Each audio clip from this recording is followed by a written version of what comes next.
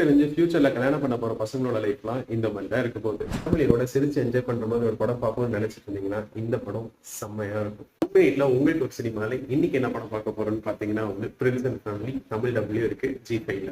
இவர் பிரின்ஸ். இவர் ஒரு குட்டி கோணர். இவருக்கு 2 தம்பி இருக்காங்க. அவங்களுக்கு ஆல்ரெடி கல்யாணம் ஆயிடுச்சு. ஆனா இவருக்கு இன்னும் கல்யாணமே ஆகல. வீட்டுல ரிலேட்டிவ்ஸ் எல்லாரும் ப்ரெஷர்.